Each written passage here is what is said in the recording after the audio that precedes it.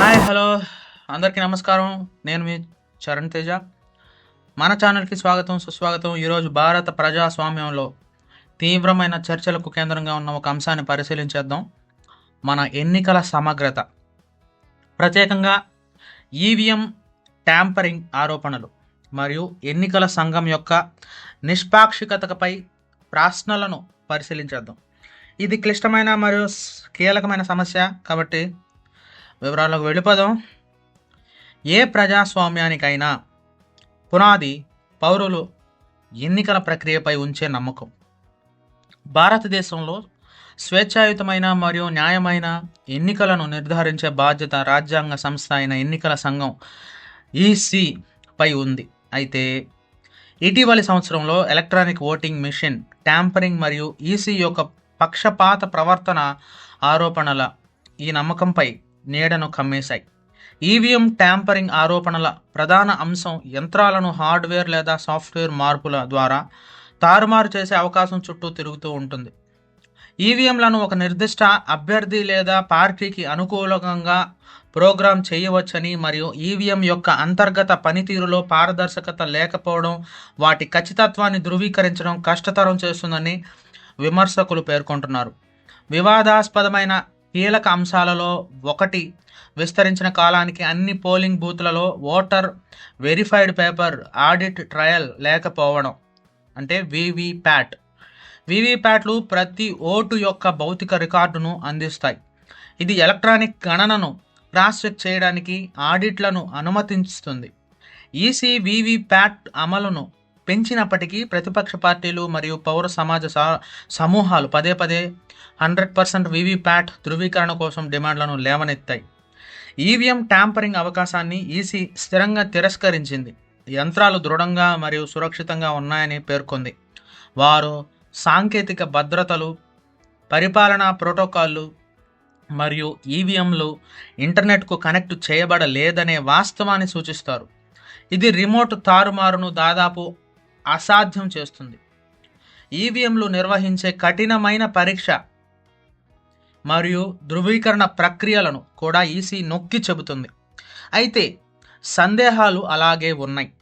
ఈవీఎంల తయారీ, రవాణా మరియు నిల్వ సమయంలో అంతర్గత తారుమారుకు అవకాశం ఉందని నిపుణులు మరియు ఆ కార్యకర్తలు ఆందోళన వ్యక్తం చేశారు. ఇంటర్నెట్ కనెక్టివిటీ లేనప్పటికీ యంత్రాలకు భౌతిక ప్రాప్యత వాటి సమగ్రతను రాజీ చేస్తుంది అని వారు వాదిస్తున్నారు. ఈవీఎం ట్యాంపరింగ్ కాకుండా ఈసీ యొక్క పక్షపాత ప్రవర్తన ఆరోపణలు కూడా తెరపైకి వచ్చాయి. ఎన్నికల ఉల్లంఘనల ఫిర్యాదులపై ఆలస్యం లేదా సరిపోని చర్యలు తీసుకున్న సందర్భాలను పేర్కొంటూ ఈసీ పాలక పార్టీ అనుకూలకంగా వ్యవహరిస్తోందని విమర్శకులు పేర్కొంటున్నారు. ఈ ఆరోపణలు తరచుగా మోడల్ కోడ్ ఆఫ్ కండక్ట్ అమలు, విద్వేషపూరిత ప్రసంగాలకు సంబంధించిన ఫిర్యాదుల నిర్వహణ మరియు ఎన్నికల తేదీల షెడ్యూలింగ్ వంటి సమస్యలను కలిగి ఉంటాయి. ఎన్నికల ప్రకటన సమయం మరియు కొన్ని రాజకీయ ప్రముఖులకు చూపించిన ఆరోపిత సౌలభ్యం కూడా ప్రశ్నించబడ్డాయి.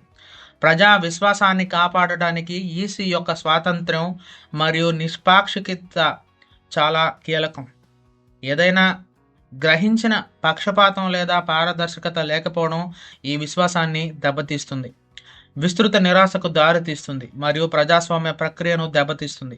భారతదేశంలో ఎన్నికలకు సంబంధించిన చట్టపరమైన చట్టం దృఢంగా ఉంది, కానీ దాని అమలుకు బాధ్యత వహించే సంస్థల సమగ్రత మరియు స్వాతంత్ర్యంపై ఆధారపడి ఉంటుంది. స్వేచ్ఛాయుతమైన మరియు న్యాయమైన ఎన్నికల ప్రాముఖ్యతను నొక్కి చెబుతూ మరియు పారదర్శకతను నిర్ధారించడానికి అవసరమైన చర్యలు తీసుకోవాలని ఈసీని ఆదేశిస్తూ సుప్రీంకోర్టు అనేక సందర్భాల్లో జోక్యం చేసుకుంది. ఈవీఎం ట్యాంపరింగ్ మరియు ఈసీ పక్షపాతంపై చర్చ భారతదేశానికి మాత్రమే పరిమితం కాదు. ఎలక్ట్రానిక్ ఓటింగ్ వ్యవస్థలను ఉపయోగించే ఇతర దేశాల్లో కూడా ఇలాంటి ఆందోళనలు వ్యక్తమయ్యాయి. అయితే భారతదేశంలో చర్చ యొక్క స్థాయి మరింత తీవ్రత దేశంలోని విస్తారమైన ఓటర్లు మరియు దాని ఎన్నికల్లోని అధిక వాటాలను ప్రతిబింబిస్తాయి. ఎన్నికల ప్రక్రియలో ఎక్కువ పారదర్శకత మరియు జవాబుదారీతనం అవసరం. 100% వీవీప్యాట్ ధృవీకరణ, పెరిగిన ప్రజా అవగాహన, ప్రచారాలు మరియు ఎన్నికల పర్యవేక్షణలో పౌర సమాజం యొక్క ఎక్కువ ప్రమేయం వంటి చర్యలు ఈ ఆందోళనను పరిష్కరించడంలో సహాయపడతాయి.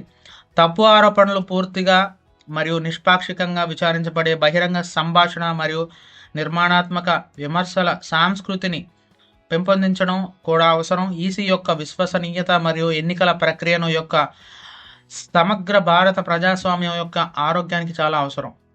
చివరికి స్వేచ్ఛాయుతమైన మరియు న్యాయపరమైన ఎన్నికలను నిర్ధారించే బాధ్యత ఈసీ, రాజకీయ పార్టీలు, పౌర సమాజం మరియు పౌరులతో సహా అన్ని వాటాదారులపై ఉంటుంది.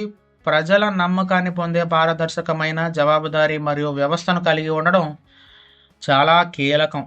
ఇది సంక్లిష్టమైన మరియు కొనసాగుతున్న చర్య మరియు స్వంత పరిశోధన చేసి మీ స్వంత సమాచారం ఆధారంగా అభిప్రాయాలను రూపొందించుకోవాలని నేను మిమ్మల్ని ప్రోత్సహిస్తున్నాను. ఈ ఆరోపణలపై మీ ఆలోచనలు ఏమిటి? దిగువ వ్యాఖ్యలలో కింద కమెంట్స్లో తెలియజేయండి. ముఖ్యమైన సమస్యలు యొక్క లోతైన విశ్లేషణల కోసం లైక్ చేయండి, షేర్ చేయండి మరియు సబ్స్క్రైబ్ చేయడం మర్చిపోవద్దు. చూసినందుకు ధన్యవాదాలు.